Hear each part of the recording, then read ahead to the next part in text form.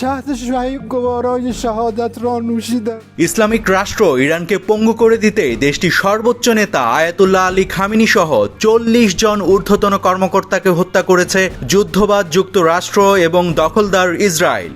এদিকে ইরানের সর্বোচ্চ নেতার এমন মৃত্যুতে দেশটির শক্তিশালী Islamic Revolutionary Guard Corps IRGC গভীর শোক প্রকাশ করেছে।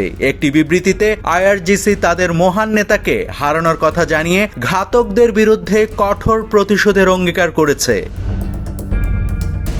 ইরানের আধা সরকারি সংবাদ সংস্থা ফার্স নিউজ এজেন্সির বরাতে এই খবর জানিয়েছে আল জাজিরা। বর্বর এই হত্যাযজ্ঞের পরিণাম ভয়াবহ হবে বলে হুঁশিয়ারি দিয়ে আইআরজিসি জানিয়েছে, ইরানের জনগণের প্রতিশোধের হাত থেকে ঘাতকরা কোনোভাবেই রেহাই পাবে না। অভ্যন্তরীণ এবং বিদেশি যে কোনো ষড়যন্ত্র রুখে দিতে আইআরজিসি সদা প্রস্তুত এবং অবিচল থাকবে। এদিকে বিবিসিকে আইআরজিসি জানিয়েছে যে তারা মার্কিন ঘাঁটি এবং ইসরায়েলে হামলা চালাবে। তারা বলে, অধিকৃত অঞ্চল এবং আমেরিকান সন্ত্রাসী ঘাঁটি লক্ষ্য করে ইসলামী প্রজাতন্ত্র ইরানের সশস্ত্র বাহিনী ইতিহাসের সর্বোচ্চ ধ্বংসাত্মক আক্রমণাত্মক অভিযান আর কিছুক্ষণের মধ্যেই শুরু হবে।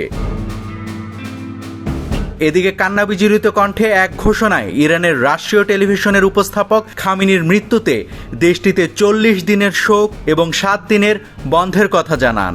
নাভিদ হাসান, সোনালী নিউজ।